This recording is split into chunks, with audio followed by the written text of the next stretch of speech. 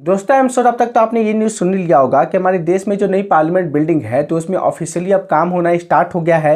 हमारे जो prime minister Modi है जो कि खुद ही एक सांसद है आपका बनारस से, तो वो सभी सांसदों के साथ आपके पुराने संसद से लेकर नए संसद की ओर वो गए और वहाँ ऑफिशियली अपना काम स्टार्ट किया। इस दौरान इस हिस्टोरिक इवेंट को और हिस्टोरिक बनाने के लिए हमारी सरकार यानी कि मोदी सरकार ने पार्लियामेंट में एक नया बिल पेश कर दिया जिसका नाम है विमेन रिजर्वेशन बिल। आइए आज इस वीडियो में बात करते हैं कि क्या है ये विमेन रिजर्वेशन बिल, इससे क्या बदल जाएगा, इससे महिलाओं को क्या बेनिफिट मिलेगा, इसके कुछ ड्रॉबैक्स, इसकी क्या क्या कमियां हैं, क्या क्या फ़ायदे हैं, इन सभी के बारे में बात करते हैं। तो आइए देखते हैं। तो देखो इस वीडियो की शुरुआत हम यहीं से करते हैं कि ये जो विमेन रिजर्वेशन बिल है ये और कुछ नहीं, बस महिलाओं को कुछ अधिकार दिए गए हैं कि हमारी पार्लियामेंट में कुछ सीटें ऐसी होंगी जो सिर्फ महिलाओं के लिए ही फिक्स होंगी। मतलब कि उस सीट से केवल महिलाएं ही चुन के आएंगी, मतलब उस सीट पर आपका मतलब कि जो मेल है वो चुनाव नहीं लड़ पाएंगे। और ऐसा क्यों किया गया है? तो देखो फीमेल का पार्टिसिपेशन आपका पॉलिटिक्स में बढ़ाने के लिए, उनका रिप्रेजेंटेशन आपका पार्लियामेंट हमारी जो लेजिस्लेटिव असेंबली है उसमें बढ़ाने के लिए, इसलिए ये प्रोविजन लाया गया है। ये जो रिजर्वेशन बिल है ये हमारे देश का 128वां कॉन्स्टिट्यूशनल अमेंडमेंट बिल है जिसमें कि 1/3 महिलाओं को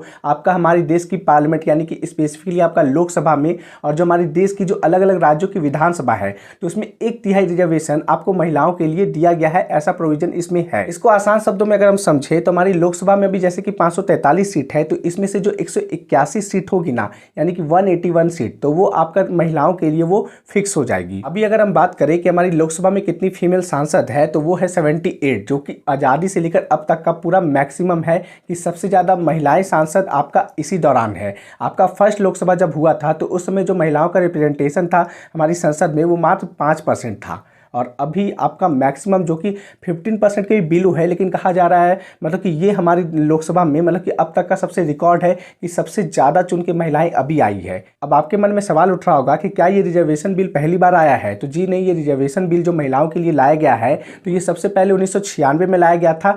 HD देवेगौड़ा जब उस समय हमारे प्राइम मिनिस्टर थे, उस समय UPA की सरकार थी, कांग्रेस की सरकार थी, लेकिन उस समय ये JPC को भेज दिया गया और ये वहाँ पर डिले हो गया। उसके बाद अटल बिहारी वाजपेयी जो हमारे प्राइम मिनिस्टर थे तो उन्होंने इस बिल को इंट्रोड्यूस किया था, लेकिन वो भी उस समय इसे पास नहीं करा पाए थे। उसके बाद साल 2008 में फिर से कांग्रेस ने इसको मतलब कि ये संसद की पटल पर रखा और साल 2010 में ये राज्यसभा से पास भी हो गया था, लेकिन ये फिर आगे लोकसभा में पास नहीं हो पाया था। इसके बाद साल 2014-2019 में बीजेपी ने अपने मैनिफेस्टो में इसे रखा था कि हम महिलाओं के लिए रिजर्वेशन बिल लाएंगे, और जैसा कि आप जानते हो कि स्पेशल आपका पार्लियामेंट का सेशन बुलाया गया है इस बार, जिसमें कि ये एजेंडा तय किया गया है कि हाँ ये जो विमेन रिजर्वेशन बिल है वो पेश हुआ है और ऑलमोस्ट कह सकते हो कि जिस तरह का भी मतलब कि माहौल है तो ये पास भी हो जाएगा। अब जैसे ये बिल इंट्रोड्यूस हुआ है तो जैसे कि आप जानते हो कि बिल की कुछ खामियां निकलेगी, कुछ अच्छाइयां निकलेगी, फिर इसमें पॉलिटिक्स भी होगा। जैसे कि जो कांग्रेस है तो उनका कहना है कि यार जो 2010 में जो बिल लाया गया था ना, जो हमने ऑलरेडी पास राज्यसभा से किया था,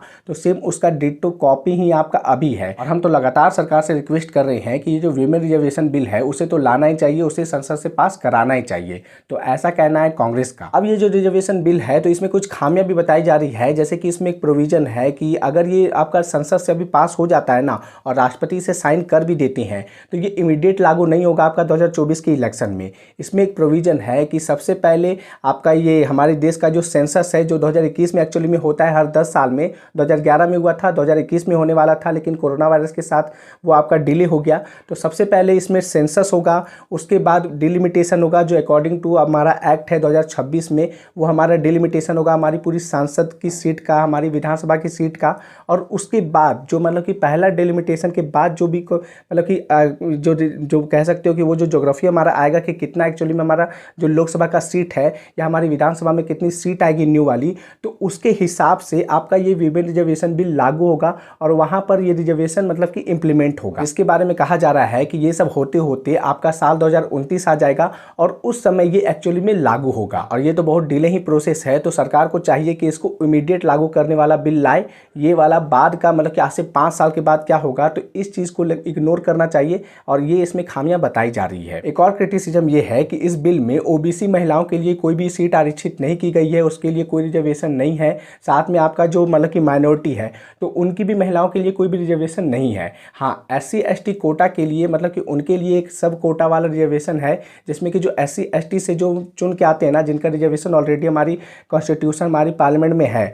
तो उसमें क्या है कि हाँ SC/ST के अंदर जो रिजर्वेशन है तो उसमें से आपका 1/3 आपका महिलाएं चुन के आएंगी। तो SC/ST के लिए तो है, लेकिन OBC माइनॉरिटी अदर महिलाओं के लिए नहीं है। फिर बात की जा रही है कि ये जो रिजर्वेशन है तो ये केवल लोकसभा तक सीमित क्यों है, विधानसभा तक क्यों सीमित है, ये राज्यसभा में क्यों नहीं है। जो आपका विधान काउंसिल है, जो अलग अलग स्टेट के जो लेजिस्लेटिव काउंसिल है, तो उसमें ये रिजर्वेशन का प्रोविजन क्यों नहीं है। तो इस तरह के कुछ ड्रॉबैक है जो मतलब कि अपोजिशन पार्टी जिसको गिनवा रही है। वैसे मैं आपको बता दूं कि साल 2010 में ये जो बिल आया था ना, तो सेम डिट्टो जो अभी आया है वही साल 2010 में भी आया था। तो और उस समय भी लोगों का कंसर्न था कि OBC महिलाओं के लिए क्यों नहीं है, आपका लेजिस्लेटिव काउंसिल आपका राज्यसभा में ये रिजर्वेशन का प्रोविजन क्यों नहीं है।